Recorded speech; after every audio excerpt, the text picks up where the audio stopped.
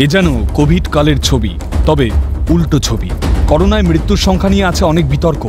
নবান্ন থেকে যখন মুখ্যমন্ত্রী কিংবা মুখ্য সচিব দাবি করেছেন মৃত্যুর সংখ্যা কম, তখন রাজ্যের গঠিত বিশেষজ্ঞ কমিটির চিকিৎসকরা নবান্ন থেকেই বলেছিলেন মৃত্যুর সংখ্যা আরও বেশি।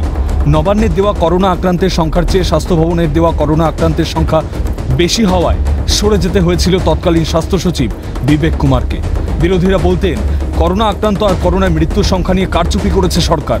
এখন বিতর্ক জুনিয়র ডাক্তারদের কর্মবিরতির জেরে রোগী মৃত্যুর সংখ্যা নিয়ে।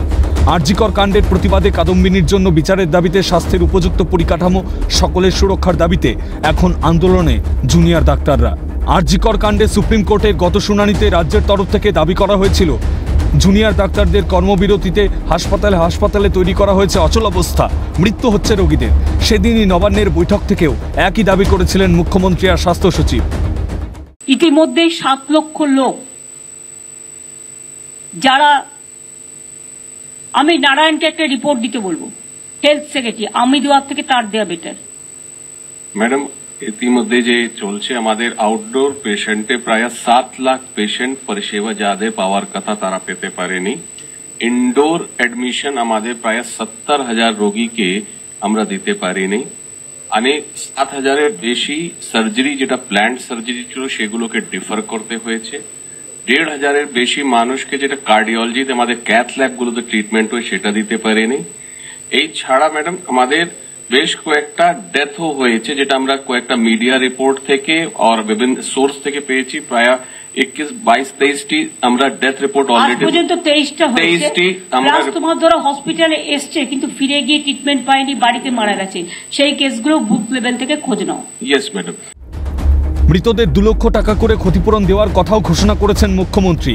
তবে মুখ্যমন্ত্রীর দাবি নিয়ে প্রশ্ন উঠেছিল হাসপাতালগুলোতে কি সিনিয়র ডাক্তাররা নেই? জুনিয়র ডাক্তাররা তো শিক্ষানবিশ, ডাক্তার হয়ে ওঠার আগেই তাদের হাতে কিভাবে থাকে রোগীদের সব ভার?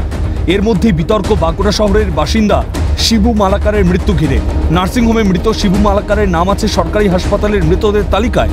তবে কি জুনিয়র ডাক্তারদের কর্মবিরতির জেরে সরকারি হাসপাতালে মৃত্যু বলে সরকারের দেওয়া তথ্যেও আছে কারচুপি? মঙ্গলবার ফের শুনানি সুপ্রিম কোর্টে। জুনিয়র ডাক্তাররাই শুধু নন, সরকারের ভূমিকা নিয়ে সেখানে সরব হবেন সিনিয়র ডাক্তাররাও।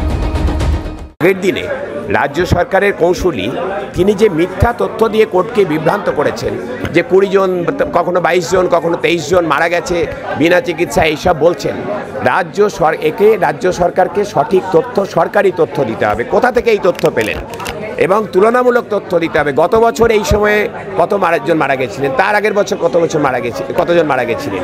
এই যে চিকিৎসায় গাফিলতি বলছেন, কোথাও কি ডেথ সার্টিফিকেটে লেখা আছে চিকিৎসায় গাফিলতি? কি এরা তো হেলথ সার্ভিস প্রোভাইডার নয় জুনিয়র ডাক্তাররা, তারা তো ট্রেনি ডাক্তার, তারা তো শিখছে, স্টুডেন্ট। তারা হেলথ সার্ভিস প্রোভাইডার কি করে আপনি বলেন?